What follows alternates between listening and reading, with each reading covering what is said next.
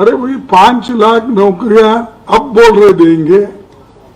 आप तो 5 साल से आपकी गवर्नमेंट है, जब हुकूमत आपके पास है, जब पूरे पावर्स आपके पास है, तो आप करें क्यों नहीं? अब चुनाव में अब बोल रहे हैं, क्या लोग इसको भरोसा करेंगे? जुमले बनाते हैं, प्रचार करते हैं, वोट मांगते हैं, ये वोटों के जुमले हैं, जितने भी उनकी बातें हैं। अगर किसी ने किया तो मोदी ने किया, शाह बोलते हैं तो किसी ने किया, मोदी ने किया। अरे भाई, मोदी प्राइम मिनिस्टर है, तुम क्या किए वो बोलो। और स्मार्ट सिटी बनाने का भी उनका वायदा था, और वो जहां का वहीं वो भी रुक गया है। जो डराने की बात करने वाले हैं, ये तो आजादी के वक्त भी डर के घर में बैठे थे। देश के लिए लड़े हमारे लोग, कांग्रेस के लोग। देखिए, हमारे तो 7 गारंटी हमने डिक्लेयर की है। उस 7 गारंटी में आप सबको मालूम होगा कि हमारा सबसे पहला मुद्दा स्टेटहुड का है, और जम्मू कश्मीर को स्टेटहुड दिलाने के लिए हमारी पूरी कोशिश रहेगी, हम इसको दिलाएंगे। और दूसरी जो हमारी गारंटी है, अच्छी सेहत हमारा हक है, और इसके लिए हम 3 सूत्री कार्यक्रम में लगा दिए हैं। हर परिवार को 25 लाख का हेल्थ बीमा हम देंगे। 30 मिनट में सस्ती हेल्थ सर्विस, और हर तहसील मोबाइल क्लिनिक, हर जिले में सुपर स्पेशलिटी अस्पताल हमारा टारगेट है। और चौथा, महिला सम्मान हमारा वो भी एक बहुत बड़ा कार्यक्रम है। घर की मुखिया को हर महीने 3,000 रुपए देने का हमारा वायदा है, और स्वयं सहायता समूहों को 5 लाख रुपए इंटरेस्ट फ्री लोन हम उन ग्रुप्स को देंगे। चौथा जो है, कश्मीरी पंडितों का एक जो हक है, और जिसको मनमोहन सिंह जी ने एक योजना तैयार की थी, उसको हम वो रिहैबिलिटेशन का प्रोग्राम हम लागू करेंगे, और वो दिला के रहेंगे।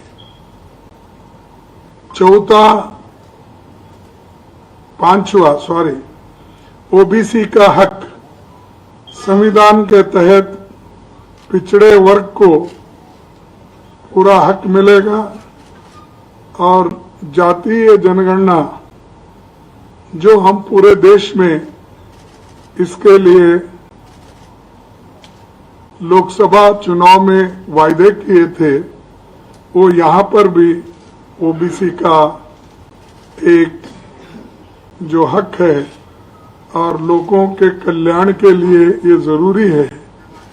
और जब हमको सही डाटा मिलेगा और सही आंकड़े मिलेंगे, तो हम लोगों को नई योजनाएं और नई जो वेलफेयर स्कीम्स है उन वेलफेयर स्कीम्स को हम लोगों को दिला सकेंगे। यही मकसद है, इसमें कोई द्विधा नहीं है। कोई चंद लोग अफवाह उठाते हैं कि ये लोग जाति के नाम पे देश तोड़ना चाहते हैं, उसके नाम पे तोड़ना चाहते हैं और ये झूठ बोलते फिरते। ये बीजेपी के लोग प्रचार बहुत करते हैं ऐसा, और खास करके इसमें सबसे ऐसा प्रचार करने में हमारे होम मिनिस्टर बहुत मशहूर है। बोलते तो पहले बहुत बड़ी बड़ी बातें, बाद में बोलते नहीं ये इलेक्शन के जुमले थे, हमने बोल दिया। तो हमारे जुमले नहीं, हम सही ढंग से इसको लागू करने का एक हमारा मुद्दा है और हमारा फर्म डिसीजन है। इसीलिए ये जो ओबीसी का जो हक है उनको देने के लिए हम लोग तैयार हैं। और छठा हमारा नौकरी हमारा हक। देखिए ये 1 लाख नौकरी खाली है, तो 1 लाख नौकरी हम इमीडिएटली इसको देंगे, नोटिफाई करेंगे और लोगों को ये भरोसा दिलाएंगे कि हम आने के बाद काम करने वाले हैं, हम कहेंगे। और इसके अलावा भी जो नौकरियां आगे तैयार करना है उसके लिए भी हम पूरी कोशिश करेंगे। लेकिन बीजेपी का कहना है कि हम 5 लाख नौकरियां नहीं देंगे। अरे वही 5 लाख नौकरियां अब बोल रहे देंगे, आप तो 5 साल से आपकी गवर्नमेंट है, 10 साल से आपकी गवर्नमेंट है और यहां पर भी लेफ्टिनेंट गवर्नर एक चीफ मिनिस्टर से भी ज्यादा है। तो क्या क्यों नहीं हुआ फिर? जब हुकूमत आपके पास है, जब पूरे पावर्स आपके पास है, तो आप करें क्यों नहीं? आप चुनाव में अब बोल रहे हैं, क्या लोग इसको भरोसा करेंगे? यहां के युवा भरोसा करेंगे? और ऐसी झूठ बोलने की आवश्यकता क्या थी? आप करने वाले हैं तो ये पहले ही कर सकते थे। क्या चुनाव के लिए रखे थे क्या ये आंकड़ा 5 लाख देने का है? तो ये हमारे जो लोग यहाँ पर हुकूमत कर रहे हैं वो हमेशा झूठे वायदे करते हैं। जैसा कि एक एक इलेक्शन में 2-2, 3-3 झूठ बोल के वो आए। कभी 15 लाख का काले धन का झूठ बोला, कभी 2 करोड़ नौकरियां देने का झूठ बोला। अब ये 5 लाख का जो बोल रहे वो वैसा ही एक जुमला और झूठ है। और हमारे ये नौकरी हम पक्की इसलिए कर रहे हैं कि 65% वैकेंसीज जम्मू कश्मीर में है। वो वैकेंसी हम भरेंगे। उसके अलावा जहां जहां खाली वैकेंसीज होते हैं वो भी हम भर के दिखाएंगे। और बेरोजगारी यहां इतनी है, 35% बेरोजगारी जम्मू कश्मीर में है। क्यों इधर ध्यान उनका नहीं भटका? आज जो बात पर बोल रहे थे, आपको तो काफी समय था। आपने तो लेफ्टिनेंट गवर्नर को इतने पावर्स दिए हैं, शायद वो इतने पावर जमा कर इकट्ठा करके उनके हाथ में दिए हैं। फिर आप ये 1 महीने में कर सकते थे सारी चीजें। आपने नहीं किया, और हम ये जरूर करके दिखाएंगे।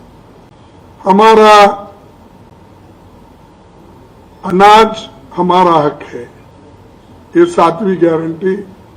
आपको मालूम है कि जो सोनिया गांधी जी ने फूड सिक्योरिटी एक्ट कानून लाया, ये इसीलिए लाया गरीबों के पेट भरने के लिए। जो मजदूर है, जो भूखे लोग हैं, जो भूख से तड़पते हैं बच्चे, इनको खाना, एक पेट भर खाना देने के लिए उन्होंने ये फूड सिक्योरिटी एक्ट लाया था। और यहाँ पर 11 केजी राइस दे रहे थे। हाँ, ठीक है ना? 11 केजी अनाज, बोलो राइस, ये सब दे रहे थे। उसको कट करके इन्होंने 5 केजी किया। हाँ, 5 केजी। पहले 35 किलो देते थे, 35 पर फैमिली, या 15 किलो राइस और बाकी का अनाज। अनाज, ठीक। तो आज हम वो रेस्टोर करेंगे, और रेस्टोर करके जो अनाज उनको मिलता था वो हम देंगे, ये हमारा वायदा है। तो ये तो हमारे 7 पक्के वायदे हैं। उसके अलावा जो डेवलपमेंट में कांग्रेस पार्टी ने जो काम किया, चाहे वो रेलवे का हो, चाहे रोड का हो, चाहे एयरपोर्ट का हो, ये सारी चीजें कांग्रेस पार्टी ने की। लेकिन अब हमेशा हर चीज को हमने किया, ये मोदी साहब बोलते हैं। उसके अलावा उन्होंने ये भी बोलते हैं शांति समृद्धि सब हमारे वक्त आया है, और बाकी का फिर भी आपका जो क्लेम है बहुत शांति का, दूसरे जगह फिर घटनाएं क्यों हो रही, दूसरे जगह क्यों अभी भी घटनाएं हो रही? तो ये है कहने का, हाथी के दांत खाने के एक होते हैं, दिखाने के लिए एक होते हैं। वैसा ही मोदी जी, शाह, ये हमेशा जुमले बनाते हैं, प्रचार करते हैं, वोट मांगते हैं। ये वोटों के जुमले हैं जितने भी उनकी बातें हैं, और हम हमेशा गरीबों का ख्याल रखते आए हैं।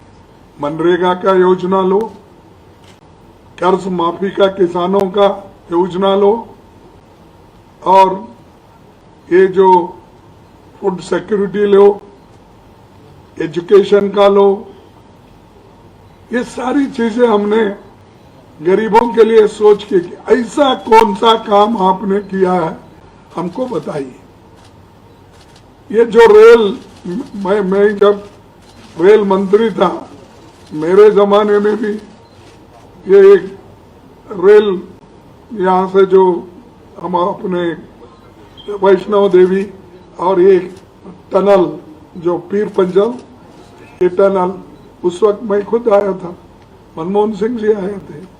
बहुत से चीजें हमने बनाई, लेकिन कभी ये नहीं बोला अगर ये कोई किया है, मनमोहन ने किया है, सोनिया गांधी जी ने किया, ऐसा बोलते नहीं फिरते।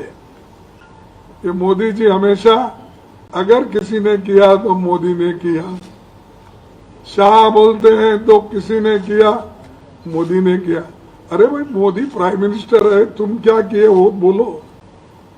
आपने जम्मू कश्मीर के लिए कौन सी चीजें आपने की, ये कहो। लेकिन उनके पास कोई उत्तर नहीं। आज वो सिर्फ प्रचार में लगे हुए हैं, और स्मार्ट सिटी बनाने का भी उनका वायदा था, और वो जहाँ का वहीं वो भी रुक गया है और आज वो स्मार्ट सिटी भी आगे नहीं बढ़ रही है। और इसके अलावा जो उनके पास कोई एक एजेंडा नहीं है और हमेशा बीजेपी और आरएसएस ये कहते रहते हैं कि हमारे लीडरों का जबान काटने की बात करते हैं। उनके जो एमएलए है, एमपीज है, वो कहते हैं अगर कोई सच बात बोले तो हम राहुल जी का जबान काट देंगे।